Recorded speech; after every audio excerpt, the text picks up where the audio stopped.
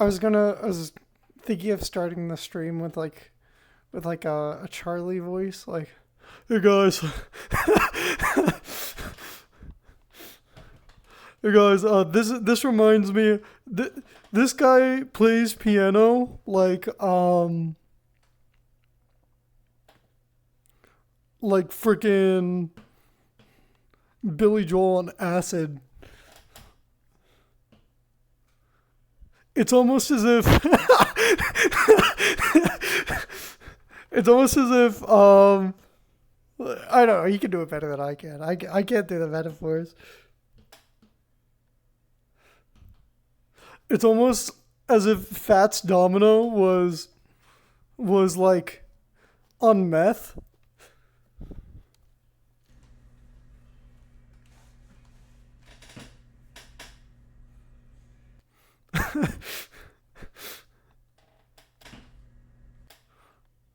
Yeah.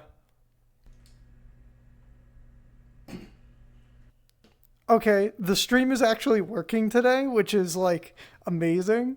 Let's see how long this lasts. So today is a Sunday stream, and on account of being a Sunday stream, is going to be a little more informal than the Friday streams, which are mainly just going to be playing piano. Um, I'm going to be talking a lot more on these streams. I will be still playing piano, and I will still be looking at chat. So please do, write whatever you want. That's fine. It's crazy to me.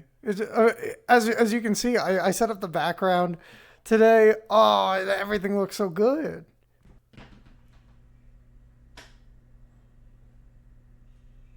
And as you can still hear, you hear my glorious chair that I'm sitting in.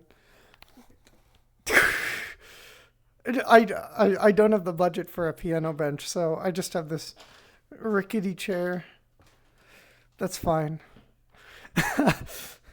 Actually, it would probably help my tracking if I had a piano bench. I should invest in a piano bench for this. Maybe steal one of my friends' piano benches. Yeah, but he uses it. Oh, maybe not anymore. Maybe I can steal it now. I don't know. We'll see.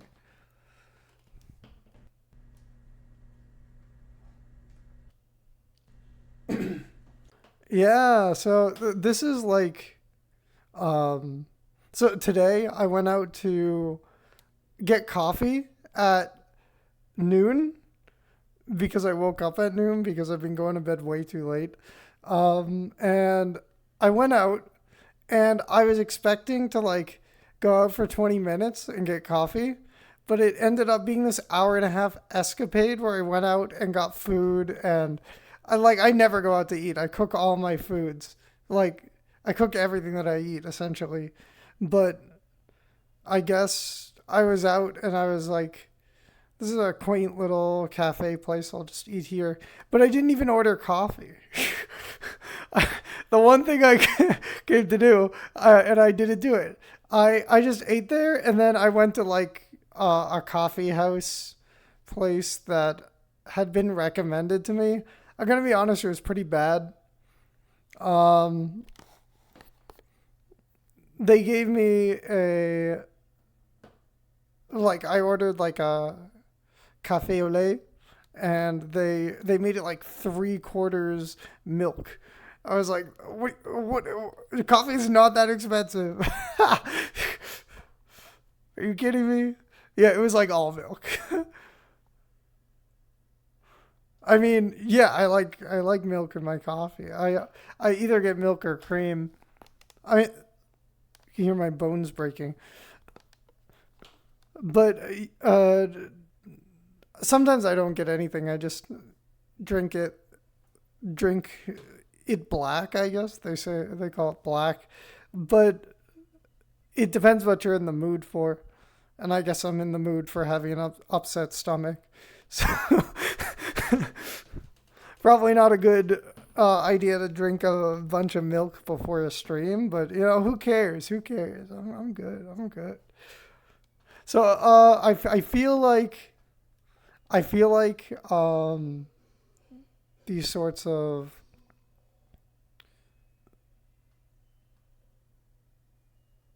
with like the I'm going to various places. As you can see, I'm mentally going to various places at the moment.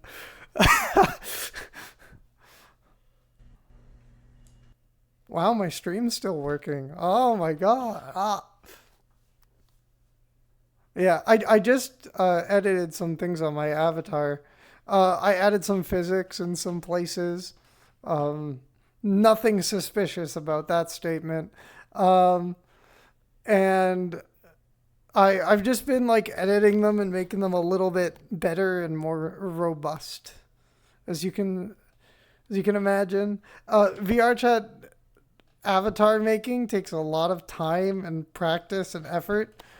Um, and it's funny. I've been trying to add fizz bones to my avatar for like a really long time, and I could not get them to work. And someone made this like fizz bone. Someone made this fizz bone like it's like another type of fizz bone, and I bought it and I downloaded it, and it worked fine. It was like 1,000 yen.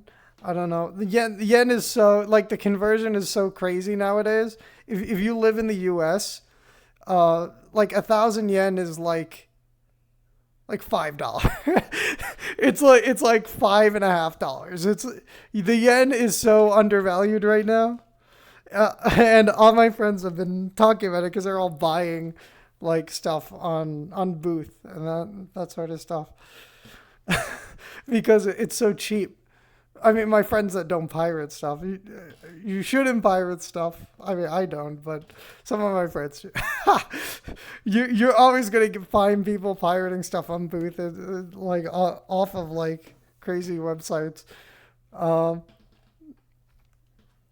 no, I actually got, like, I emailed Vermilion, the person who makes my avatar, like who made my avatar base. And I asked them, like, can I use it to stream? I'm like a baby. I have to get people's permission. Maybe it's the like the business minded guy in me. I'm like, you build a rapport with people, they like you, you right? I don't know.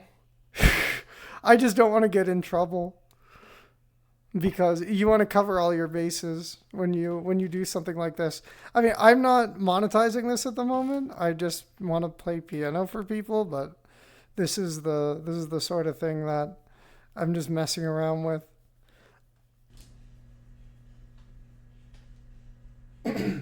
I'm really surprised that people don't stream in VR chat that much.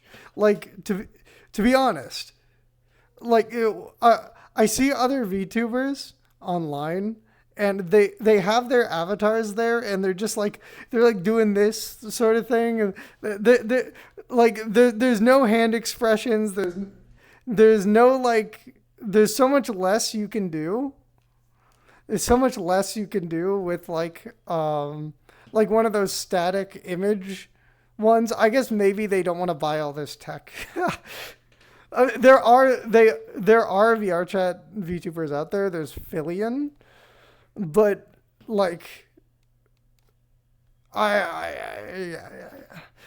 one of my friends was talking about Fillion, and he sent me this Twitter page that I guess he thinks it's like Fillion, like an alt account that Fillion has where she posts like very horny stuff. I don't know. um, I cannot say whether my other VRChat VTuber sort of people are doing that sort of stuff. I mean, definitely there's like a large community in VR for that sort of stuff. However, you don't really see that publicized too much because it's against the like you can do crazy stuff in VR chat, but if you record it and like put it on the internet, that or especially like stream and do that type of stuff, you will get in trouble because it's against the TOS. VR chat is a TOS. So that is against it. If you try to monetize, especially if you try to monetize it, that will be a breach of the TOS, and you're going to be in big trouble. VRChat's going to come after you. They're going to send their ninjas. I mean, like, VRChat in general is not that, like, they're a little bit sketchy. The way that they do, like, investing is like the way that they stay afloat is they get money from investors who think that VRChat is like this massive thing, like way bigger than it is. And they spend all this money on VRChat because they see, oh my God, they have so many active users. How did they get all these active users? Right? Well, do you want to know how they get all those active users? They don't actually have all those active users. The reason why VRChat, like, does the, like, wants to spread onto mobile and onto, like, all these different devices and make it really easy to get on VRChat is it inflates their numbers. And then investors see a massive growth in the platform and they go, oh my God, the VRChat's doing really good. I should invest money in it. And so they're basically just extorting money from investors. They're not making that much money. What's making them money? VRChat Plus? I'm not using VRChat Plus. So, I mean, like, they're trying to add new features to VRChat Plus to make it, I guess, a better deal. Like, they recently released the Prince thing, but I don't really use them. My friends do, but I don't really use them.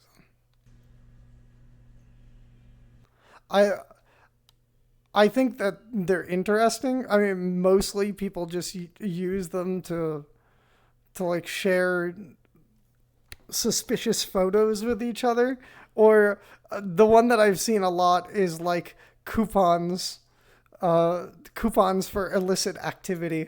You see a lot on on being used for, like, the prints are being used for that. Just like humor, mainly just comedy, like silly sort of joking around.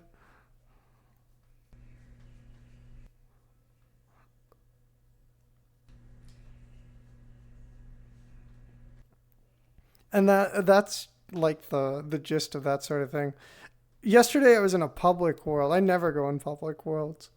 But one of my friends was in a public world, and he never goes in public worlds either. So I was like, oh my God. Well, I guess this is the public day. And I hung out with this woman. Well, you never know if it's a woman on the internet, but I hung out with this woman in a world. We went to a different public world. However, no one ever joins that world because it's like an old world and no one even knows about it. It's pretty cool. There's some cool worlds you can find just like looking through random worlds. But the issue is that, like, you could spend hours and not find anything good. I mean, I have found cool things. I always go to that world. It's like one of the major worlds I go to. I should give you the name of it.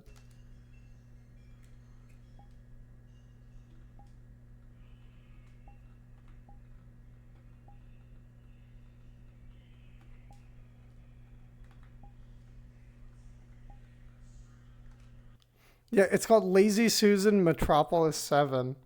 It's like this. I should do a stream. I will do a stream there at some point. It's really pretty. It's like this.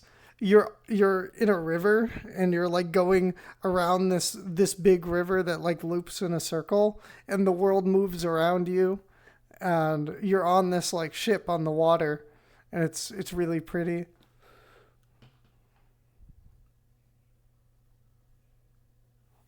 Definitely, definitely worth looking at.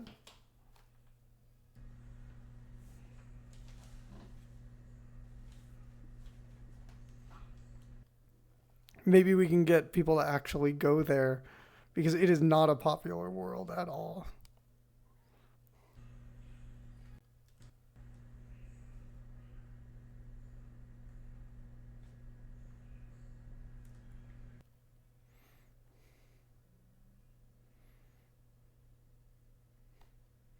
Well, okay. Time to do something fun. Let's play some piano today. Um, I guess we could do something. Let's just start out with like simple stuff.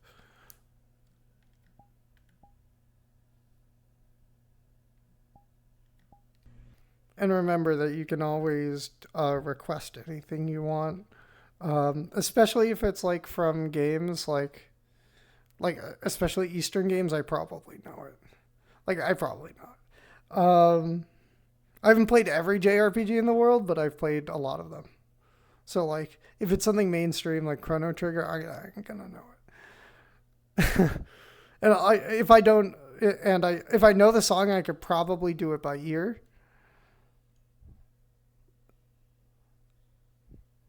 So that's another thing. I'm pretty good at that. So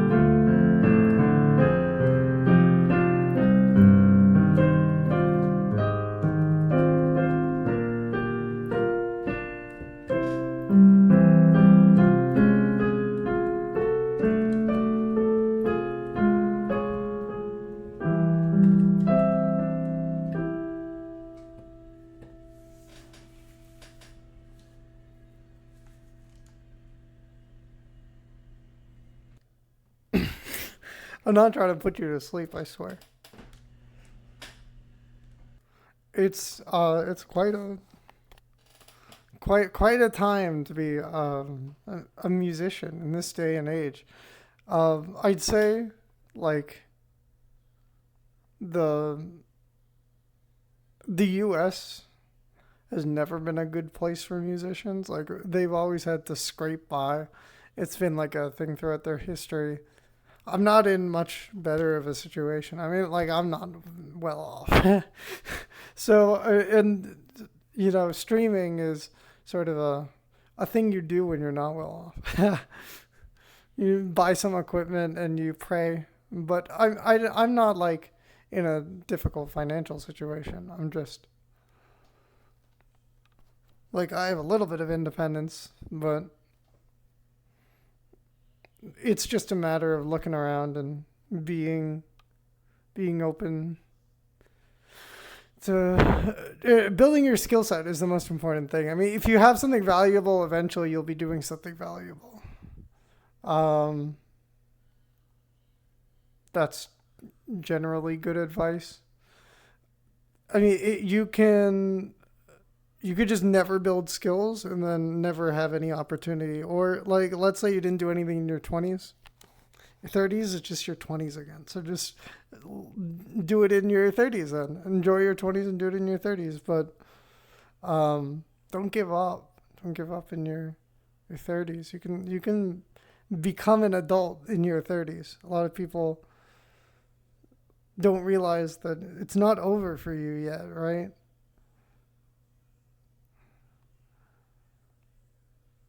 I guess also maybe I'm biased because I like the idea of living a long time.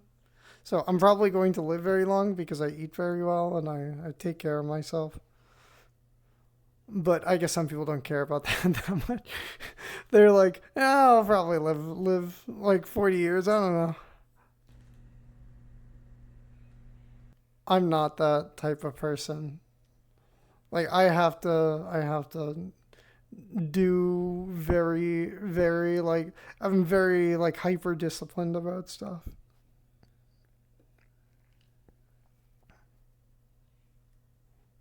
I guess that's sort of reflected when I play piano because I I tend to embellish things based on like things that I like. Speaking of things that I like, there's this song from Fire Emblem Fates, which is a game that I spent way too much time playing. I remember looking at my 3DS like activity log, and like the game I played the most was Fire Emblem Fates. I'm like, and after all like the shit that I gave that game about it being like a shitty game, the story was sucked. Like I literally played it for more hours than any other 3DS game. So perhaps I can say for sure that it's a bad game. It's not a bad game. It has amazing music. The characters are pretty. Um, the setting is really cool. The thing about Fates in particular is that like yes, the story sucks, but when we saw the trailers for the game, everyone was really excited, and perhaps that's one of the reasons why it was so disappointing to a lot of Fire Emblem people because it was like such a cool setting. There was like this Western, like dark, brooding Western side, and then like an Eastern inspired, like very, well, yeah, it was very bright, but it's just like you had two very different cultures. And one of them is obviously like the evil side, um, which I guess a Fire Emblem typically tries to start with very little nuance and then build nuance, like it did in Three Houses. But I guess in Fates they never got there.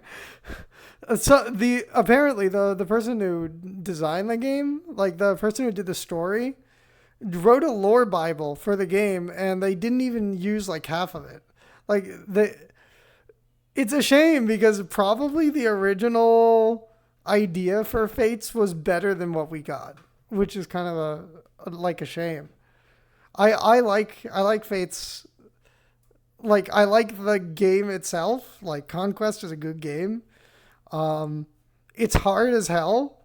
I really struggled with it. And like chapter 10 beat my ass, but I'd say chapter 11 is arguably harder than chapter 10. I mean, everyone talks about chapter 10, but the stupid luck-based vials in chapter 11 sucks. I hate those.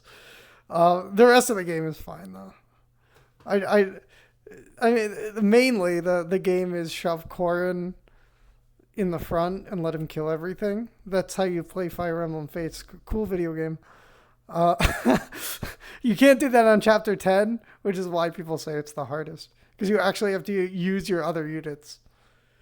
What if every map was that good? No, the Conquest maps are generally pretty good.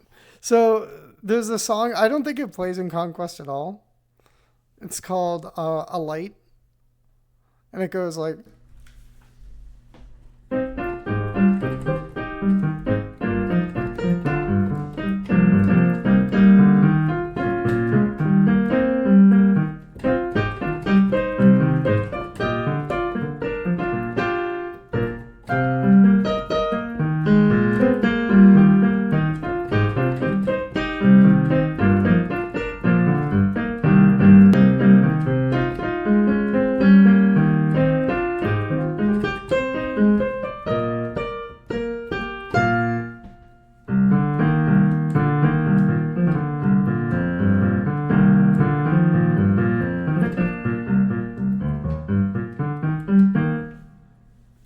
And then there's this part where, like every Fire Emblem song from like Fates, they tend to like have a lot of different sections. And there's like sections that are like solo sections where they bring out certain instruments. And there's two versions of the song. And it's just so well done. I mean, the music in Fates is brilliant. It's really brilliant. It's like a natural evolution of what Awakening did. I mean, Awakening has ID purpose, which is amazing, but there's a section of Alight that goes like this. It's like a version. It's like a reprise of the main theme of Fire Emblem Fates.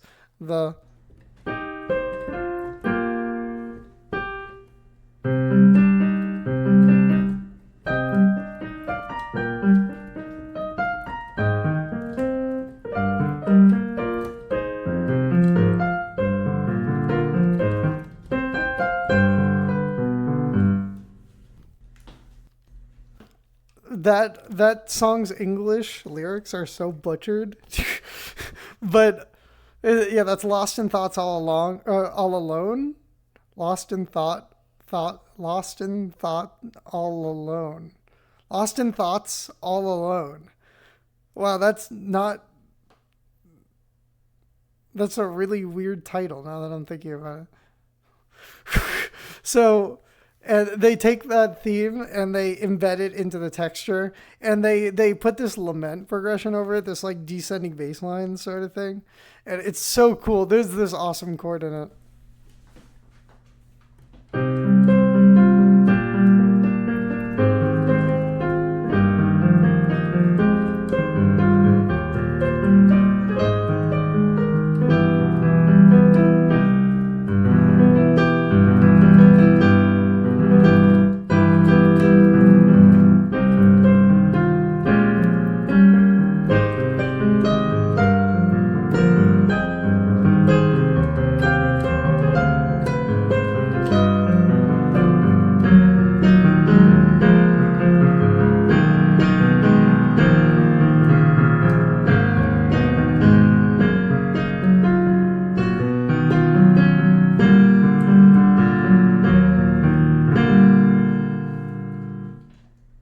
It's such an awesome chord.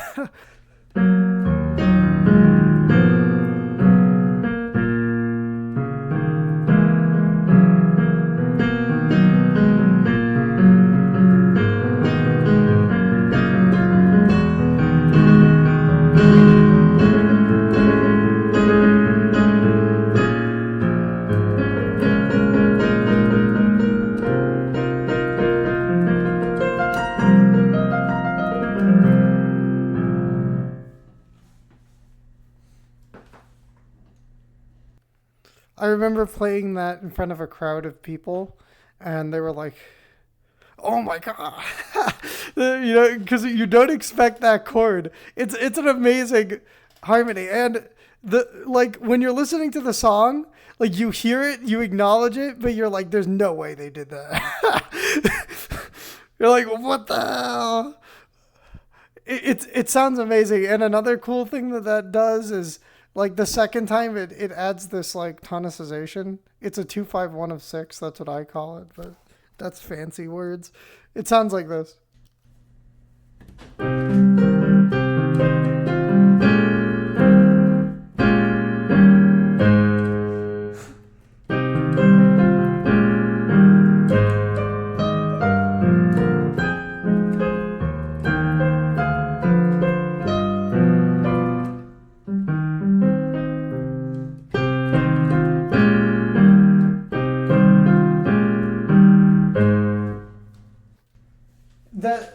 That's a very Japanese sounding thing. Like you'll hear it in Howl's Moving Castle as well. They'll just like shove it in there.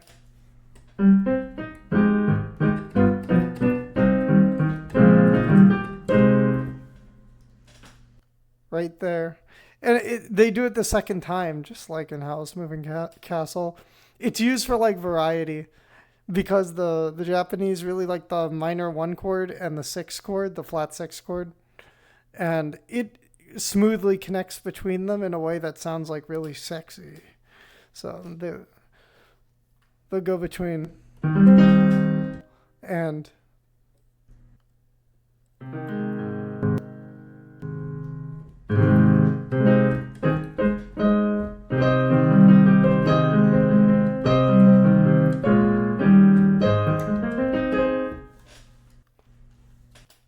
sounds really cool.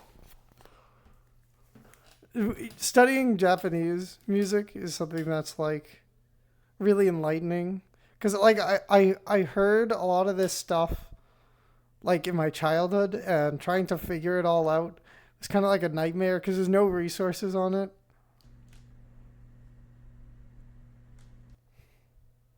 I feel like someone should write about it.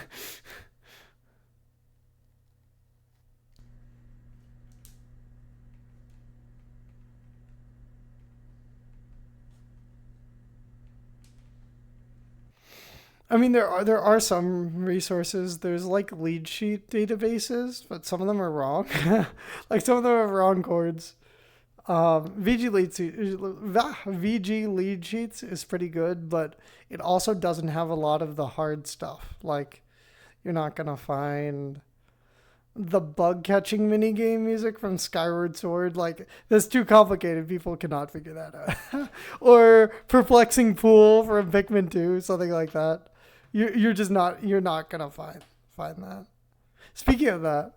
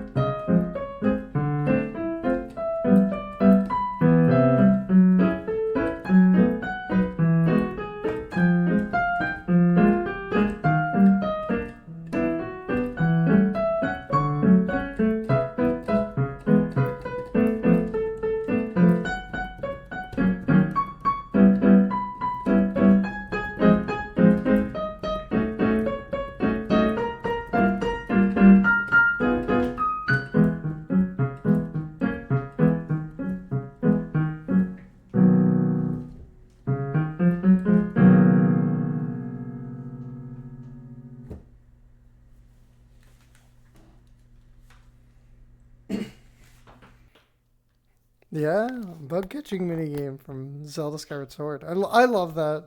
I love that. That track. Very good music. Very good music.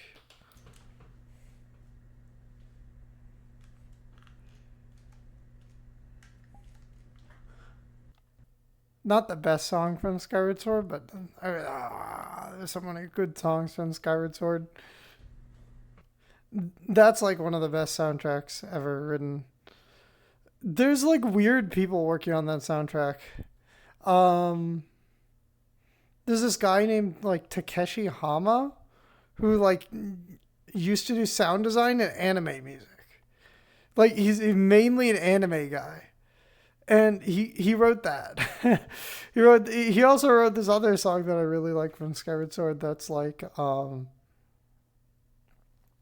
it's got this like really like dark brooding sound to it. When you hear it in game it's not that cool, but when you actually like break it apart, you're like, "Oh my god, this is so complicated. How did you even come up with this?" it like the main section is just two chords over and over again. They call it like a vamp. And then the second section is like, what would it be? It would just be like a bunch of descending chords over like chromatic harmony. Over a pedal. That's what they call it. It's over a pedal. Sounds a little bit like this.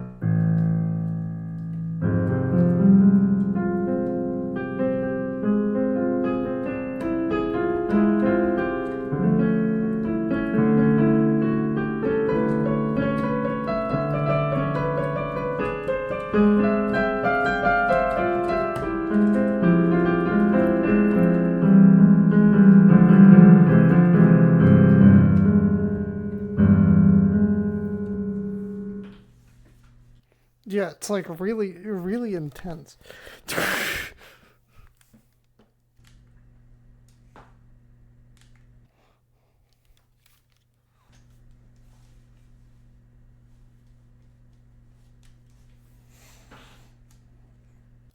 I swear that the composers of that game were like on something when they wrote all that. Who is this guy? Why are you writing this crazy music in my silly Zelda video game?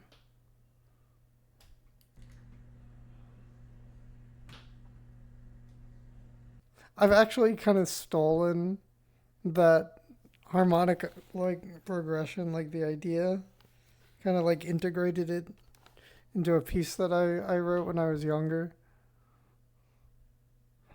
It was like,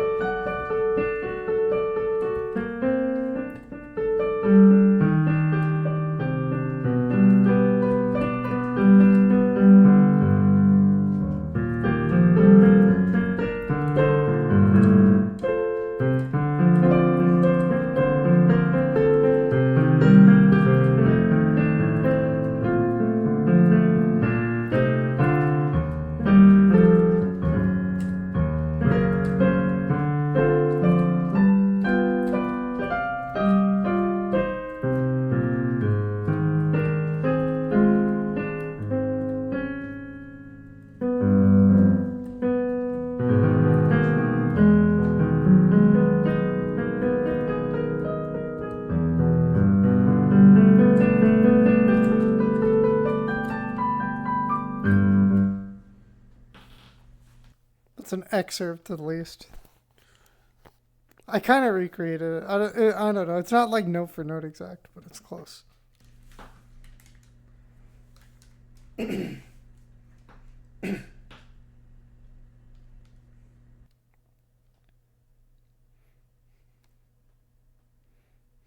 Clearing my throat because of that coffee I had earlier.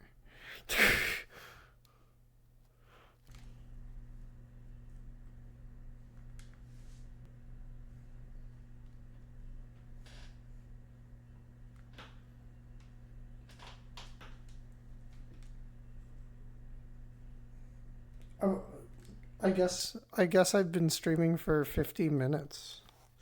It feels like a long time when you're sitting on stream and like trying to entertain people.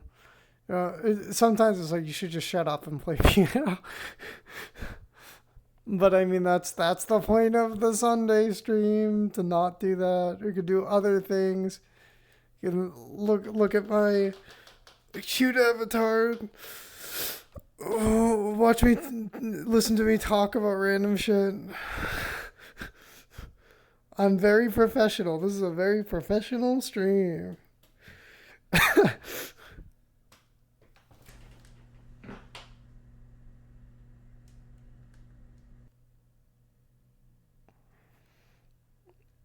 That's fine. That's fine.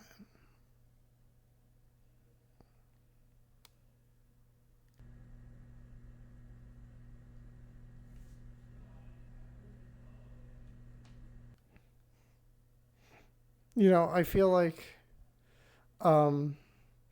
it's probably just placebo, but like the second I started streaming, every single time I stream, you can hear my roommates. It's like they come out just when my stream starts. I'm like, oh yeah, I love that. It's just bad luck. It's just the first couple of streams, you know. They're typically very, very good. I like my roommates. I think that they're fine. They do not cause me problems.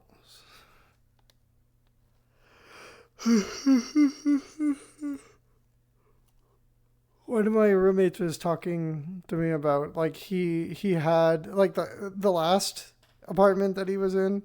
He was in there with like a criminal, and like he would start trouble. Like he would just like randomly start trouble. And my roommate is like a boxer. so you probably should start trouble with a boxer, but whatever. A criminal and a boxer. I mean, he's a nice guy.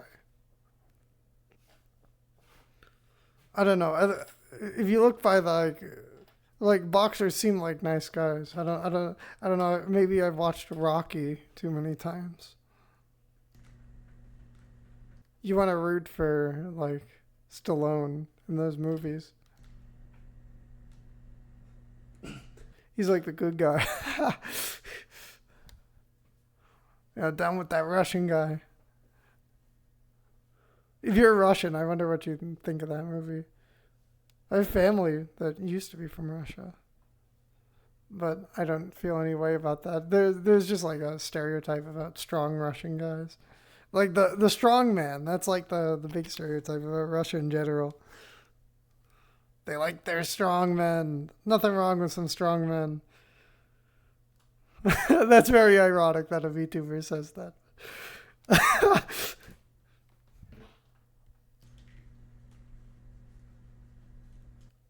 what I believe.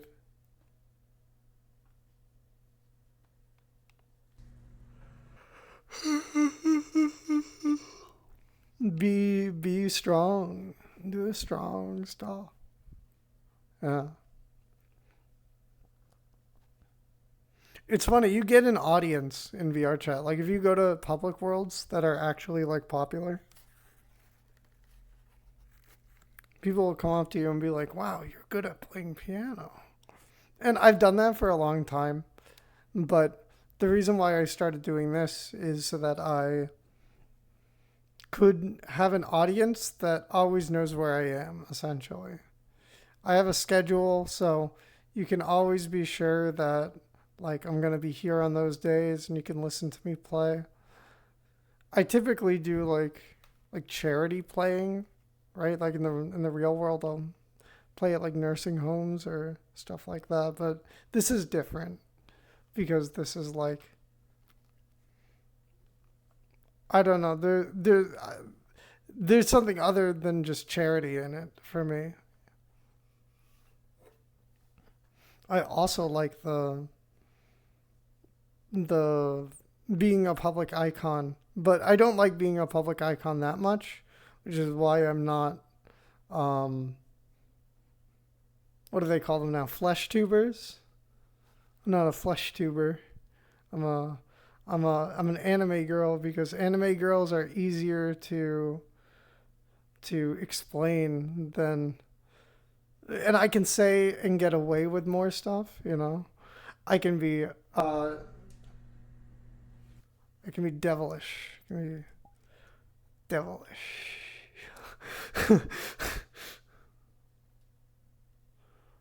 Can be absolutely evil and no one can stop me. Because you don't even know who I am. You don't even know where I am.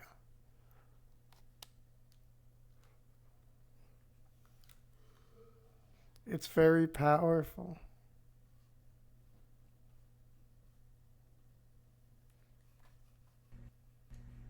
This is either the most boring stream ever or... No, let's not call it boring. Let's call it relaxing. This is a very relaxing stream. You're going to fall asleep to this stream. It's wonderful. I fall asleep to my silly, slow piano music. Okay, let's play some... Speaking of piano, what sort of thing should I play? Why don't I just play something? I'm good at that. Let's wake you up. If you're trying to sleep to this, then you're not going to be sleeping in five seconds.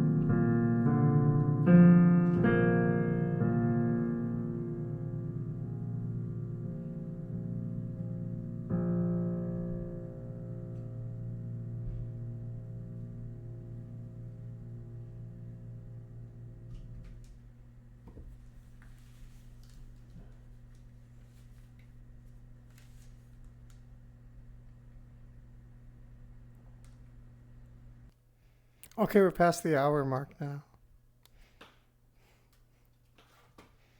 I actually haven't played that much piano this stream. I call myself a piano streamer. You're allowed to take in like 30 minutes without playing piano. Come on.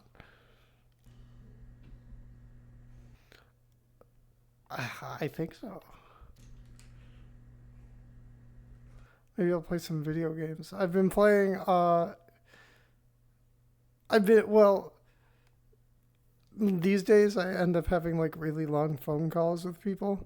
And while I'm on the phone with people for like 4 hours, I'm playing the Etrian Odyssey games, just like messing around. That may be a fun thing to do on stream, just like start an Etrian Odyssey game. If you don't know what Etrian Odyssey is, it's like, how do you explain it? It's a game for the DS. You build maps, essentially. It's got like very cutesy anime characters, and it's made by Atlas. It's made by Mr. SMT. Mr. SMT himself. And it's like an easy game, just like it's meant to be relaxing. You just fill in maps. And like when you die, there's not much punishment. It's not like SMT where you die every 20 seconds. You know, it's like the exact opposite philosophy, I guess. It's just supposed to be a relaxing game.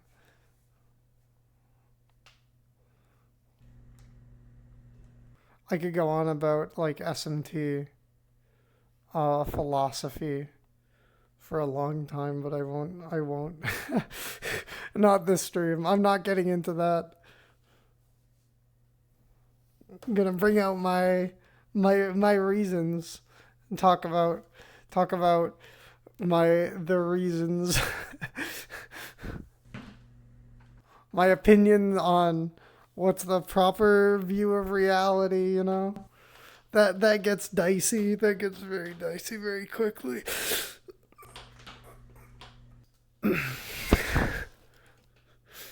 Well, that's that.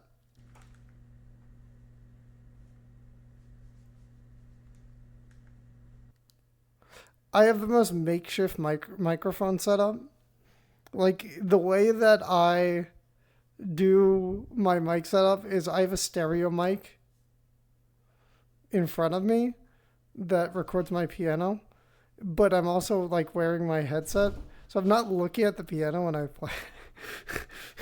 I'm looking at, in fact, myself. I'm looking at myself, looking at myself. And then, yeah. Or like last stream, I tried to like put the controllers like further down my arm, but it got uncomfortable. So now I'm just like, I didn't bother this stream. I'm just like not showing my arms at all. I am. You can see them, but not when I'm playing piano. It's easier, less work for me. I'll figure out a better way to do this eventually.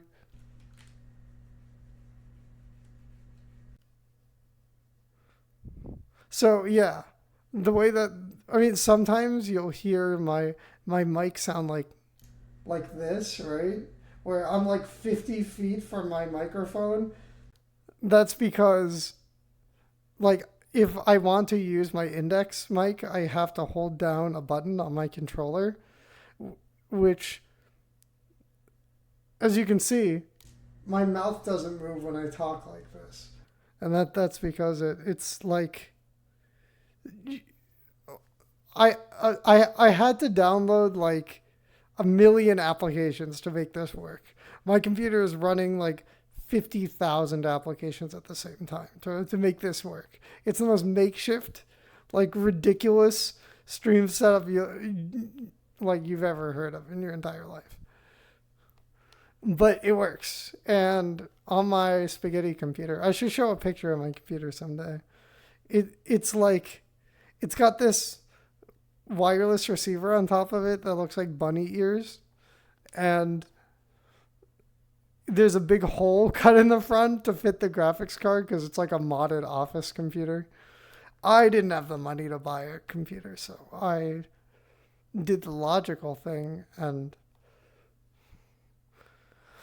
jerry-rigged a 2019 office computer with i7 6-core something generation. I don't know. I think it's an Optiplex 7060. And hey, it's running. It's running VRChat. And it runs it pretty well. I'm only getting a 50% reprojection rate.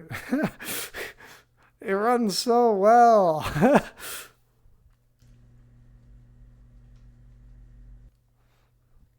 I'm used to it though.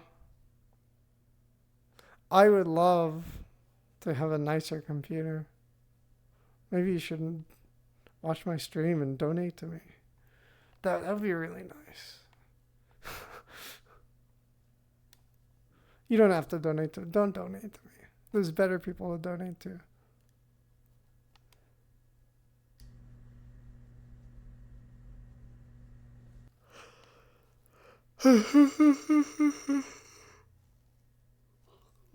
I just play piano. Okay. Speaking of playing piano, I gotta stop doing this bit. If I keep doing this bit, like it's gonna go on for like ever, and like I'm never gonna stop doing this bit.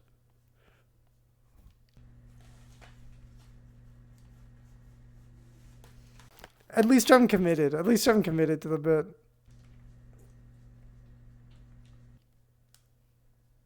This is Sono behavior here. You heard it here first. Okay. What should I play?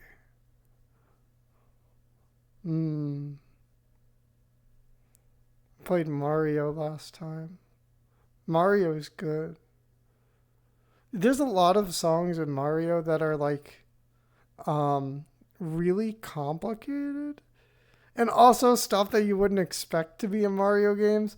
Like, Kondo says, yeah, Mario's music is cool music. It's cool music. It's not just like one style, like Latin music or something like that. It's just anything that sounds cool is Mario. That's a cool way to think about it. That's pretty cool, Kondo. You're looking pretty cool there.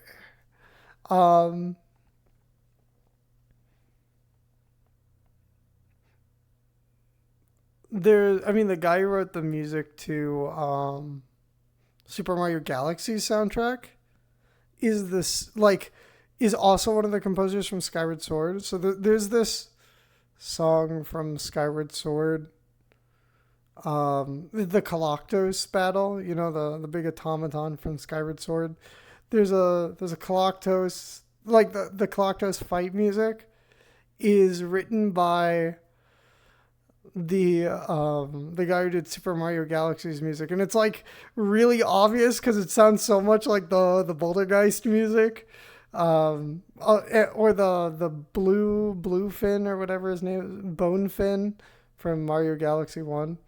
It kind of sounds like that music, or Hurry Up from Galaxy 2.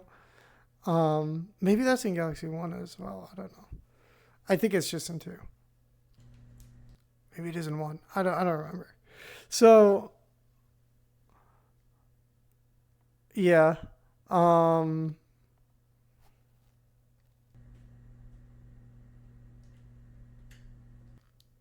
don't have any recollection of that at all.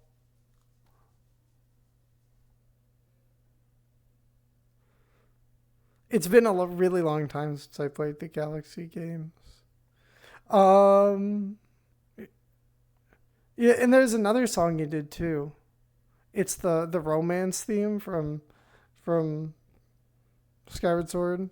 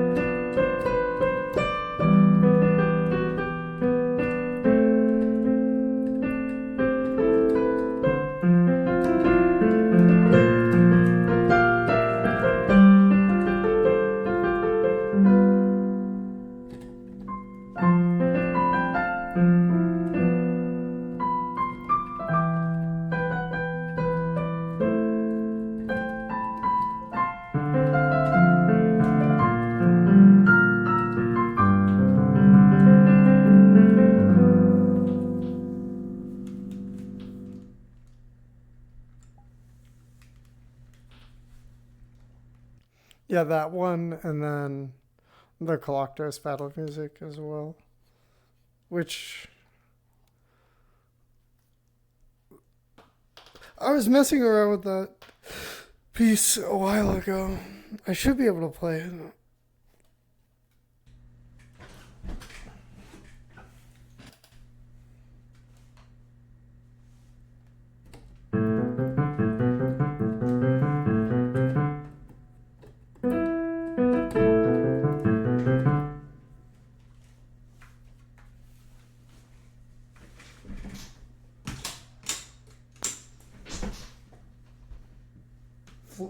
Flipping switches in the background.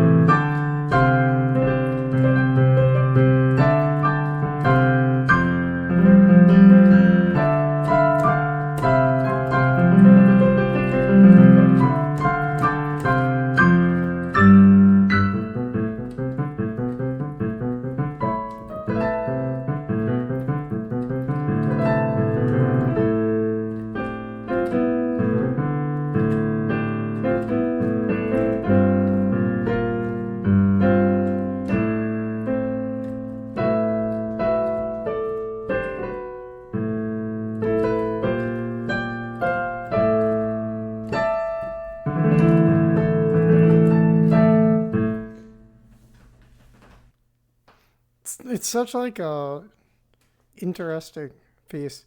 There's so much energy in it. I really like high energy boss battles like that. I mean, Yokota's a mastermind. Sometimes I think he's even a little bit better than Kondo. Maybe that's sacrilege. You're not allowed to say someone's better than Kondo. He's Mr. Mario. Nothing's better than my da da da da da da.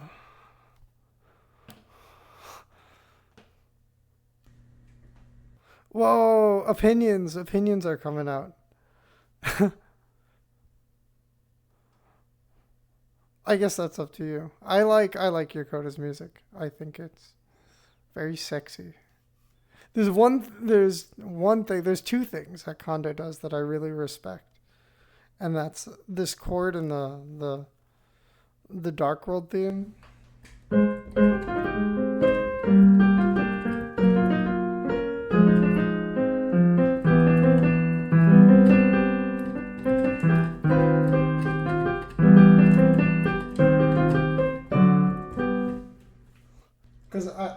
Because like I've never seen that chord other than in like there's a Barry Manilow song that's like a parody of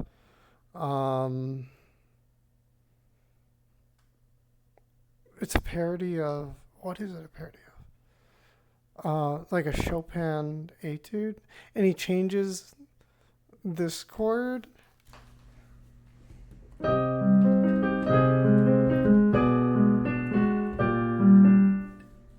And he changes it to this.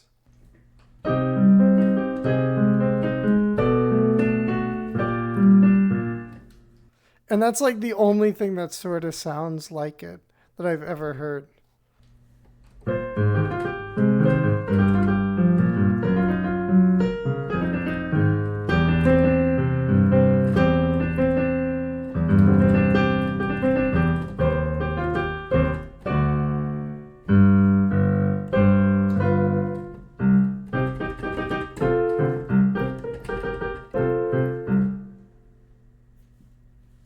The other really cool Kondo thing is when he plays around with the relationship between C and E. And he does this a lot, especially in like the wood areas, like forests.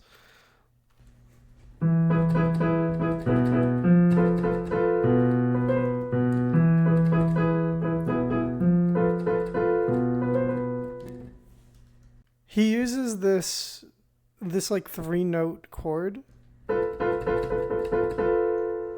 I mean, you probably recognize it. It's Lost Woods. And also Song of Healing.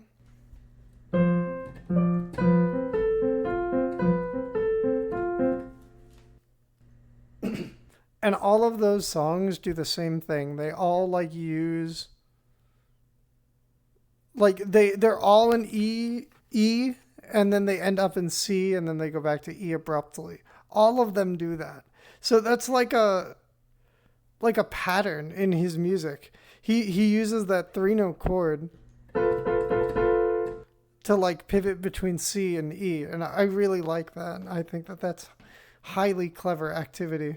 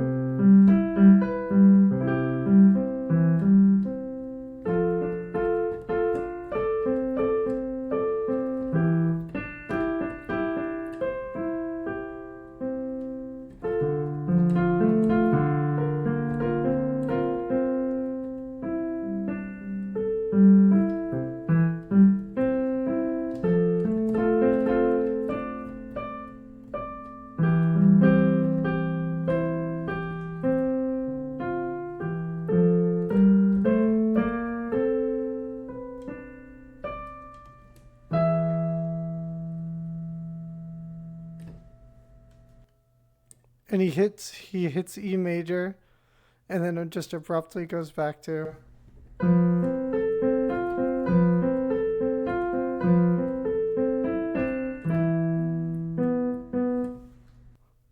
It's just so cool.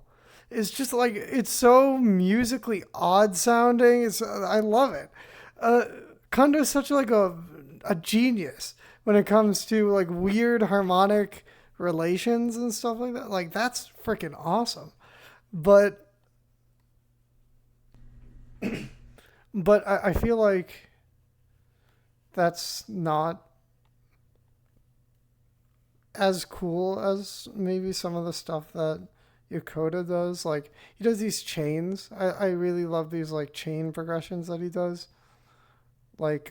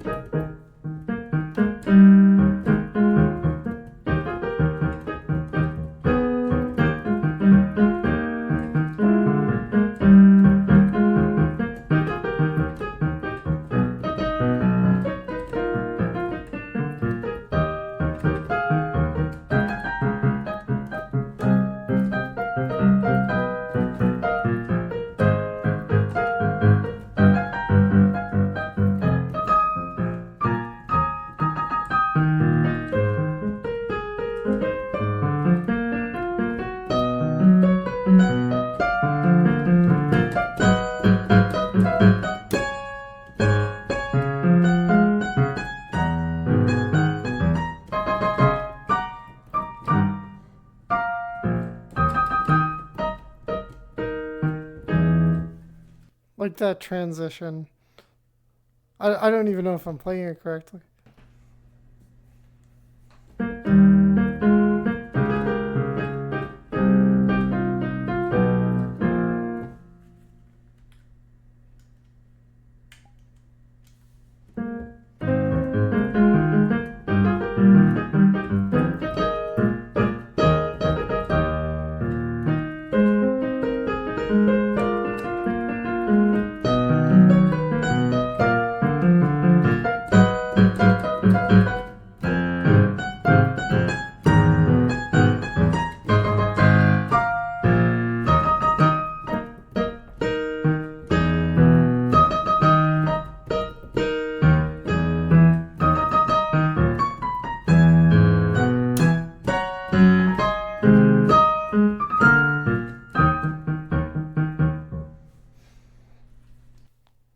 Just like those transition sections. Yeah, there's one here.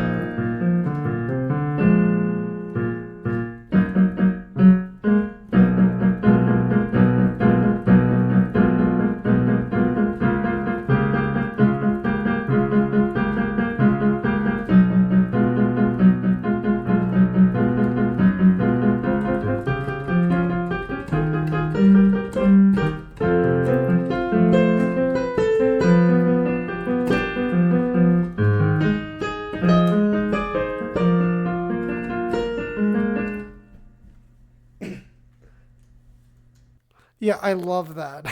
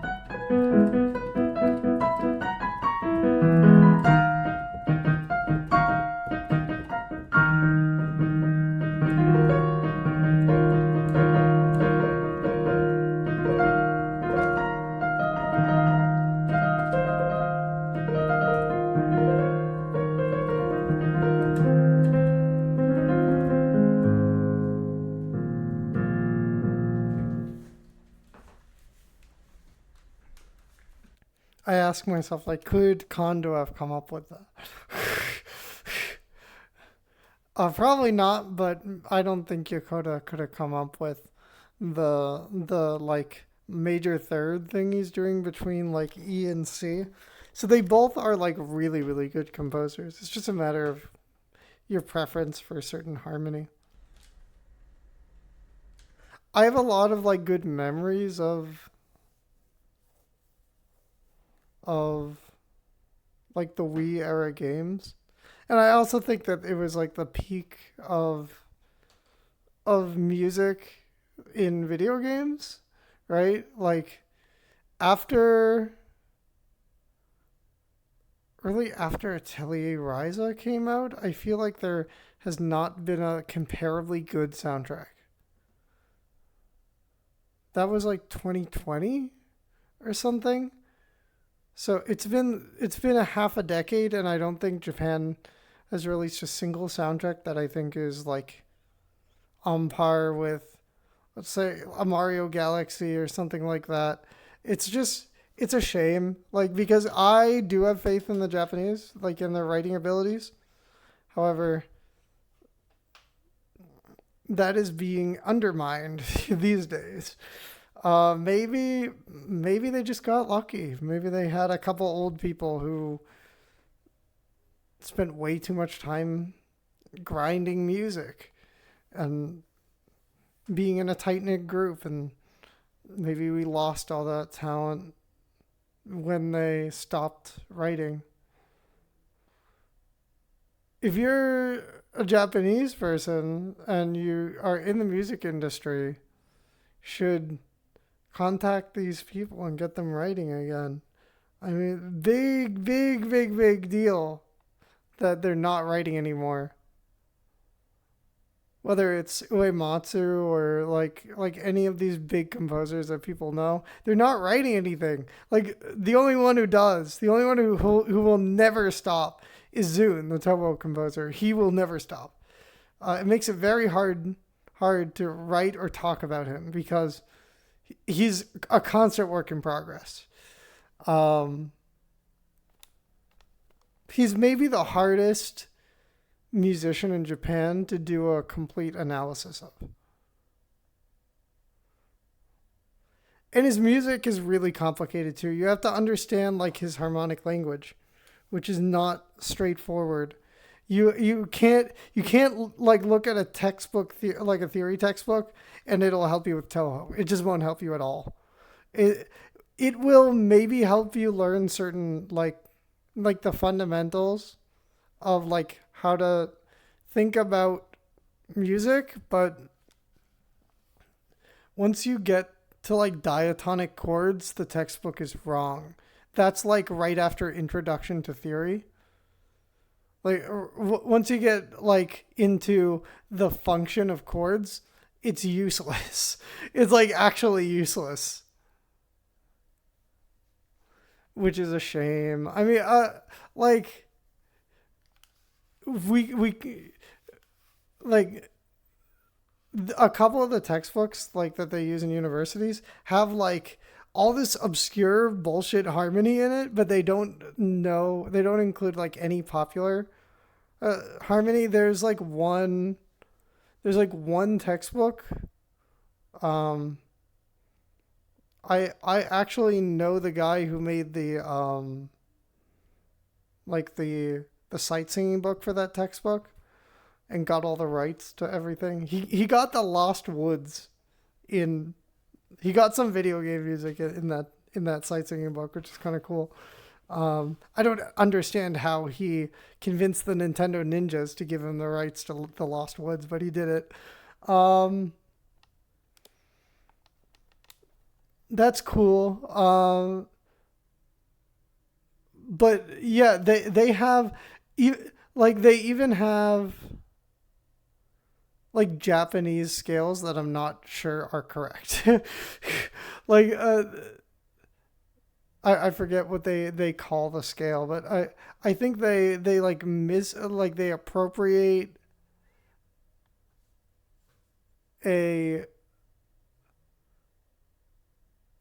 like a shakuhachi scale, and they call it something like completely different than it actually is in Japan.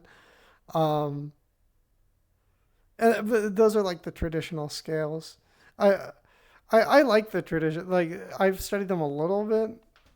I like the sound of them. I know the Pokemon composer uses them sometimes. Um, there's one called like In that has another name, Miyakabushi. Miyakabushi.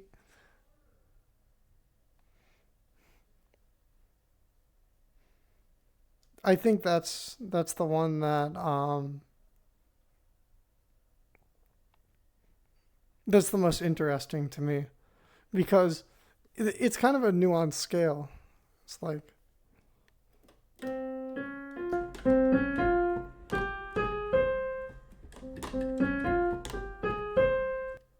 and then some if you want to like emphasize the top note like that. So typically when you go up it uses and then when you go down it uses. So the whole thing is like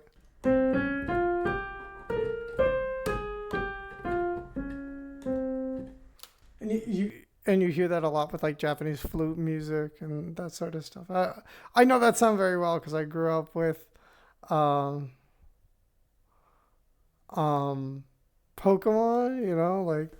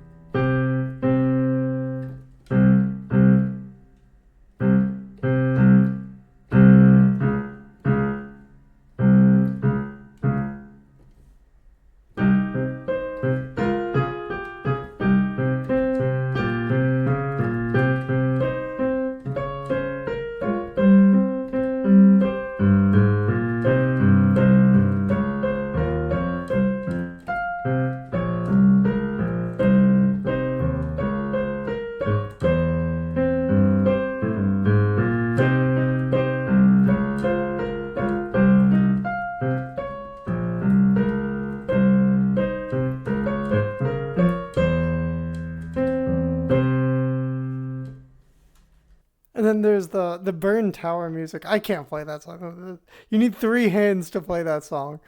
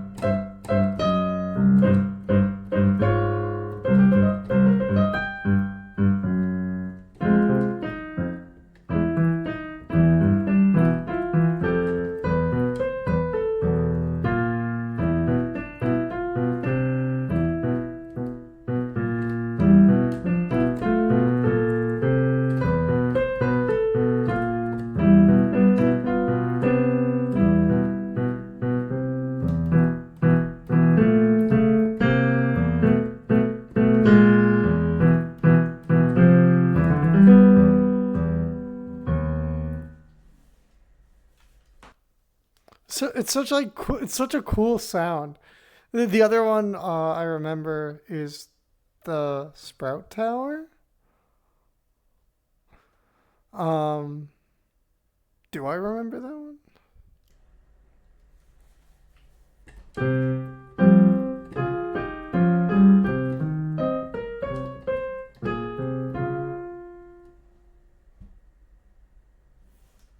I don't think I remember.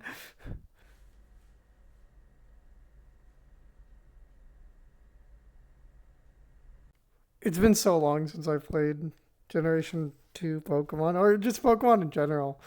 I kind of lost interest after Legends Arceus. Like, I did not play Sword and Shield. And then I was like, I'll try Legends Arceus. And I beat Giratina or whatever. And then I was like, okay, I already caught all the Pokemon. I don't actually want to like evolve them and fill up the whatever it is, Hisui decks. It means nothing to me. And I don't care about like rare or shiny Pokemon. And like maybe I'll collect them for fun, but I don't like. I'm not like a like. People hack them in all the time, so there's no actual value to them. You see, I like the video game aspect of Pokemon, but I don't like the collecting aspect of Pokemon. I think of it just like as any other JRPG.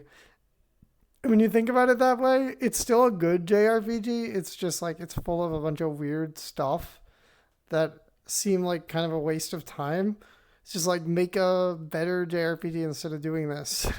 Like Generation 2, I think was the best generation because all of the mechanics like breeding and like the bug catching contest and all that sort of things, they actually like were relevant to the game. After that, they kind of just added a bunch of like, well, Generation 3 was good too. Like the berry mixing mini game and stuff like that. That you could actually use those things like in the game, right? Now, granted, you couldn't use them for that many things. Definitely, Gen 3 was moving in the direction of a bunch of random mini games that have nothing to do with the actual video game you're playing. And then Gen 4 is when it got ridiculous. Yeah, I mean, the games used to be much more focused on being a JRPG, which I like that better. Yeah, I think 2 and 3 are the best generations because of that. I would not agree to argue on this point. I'm not going to have a debate about Pokemon today. I'm not having a debate about it. I know, like, you say anything about Pokemon and the internet says you're evil. How dare you not agree with me? But I'm doing it. I'm fueling the fire. Come after me. Give me free publicity. Let me say some heinous shit about Pokemon that you like. I think Vibrava is cool.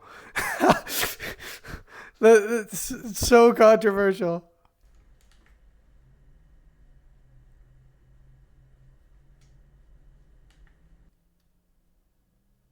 Okay. That might be it for today.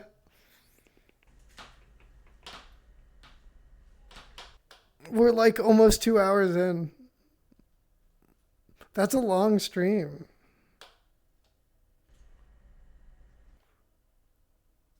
My friend who edits all my VODs is going to really enjoy looking through this 2 hour stream. I swear. And it's just me talking and then like barely any piano.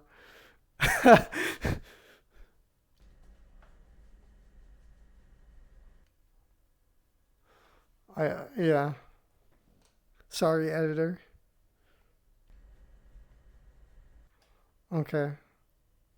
Well, thank you for coming. It's been very nice. Maybe next time. Well, next time is a Friday stream, so there'll be a lot more piano. A lot less of this just like chatting. And a lot more piano, you know? The piano is the part that people come for, I think. But also listening to someone talk in the background is something that I think a lot of people like. These streams, I think the occasional piano is kind of nice. I would definitely listen to something like this if it was out there. That's why I'm doing it. Because now you have it. Now you have it because of me. You have it. This is all part of the plan. It's all coming together.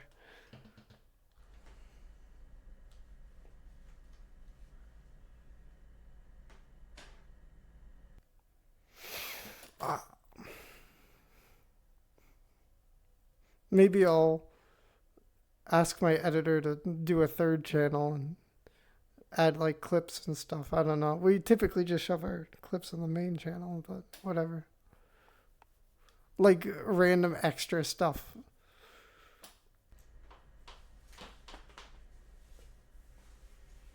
I can hear my bones breaking. I'm always, I got tight muscles. Tight muscles for an anime girl. I look all pretty, and you don't realize that all of my joints are freaking tight as hell. Gotta pick my words carefully so that no one can use anything out of context. I don't know. Make a YTP of me. I'll accept it. I'll accept that as payment. That seems like a nice thing.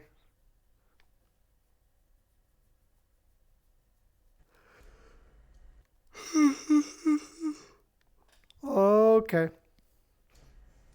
Good evening. I will see you next time. See you on Friday for the piano stream.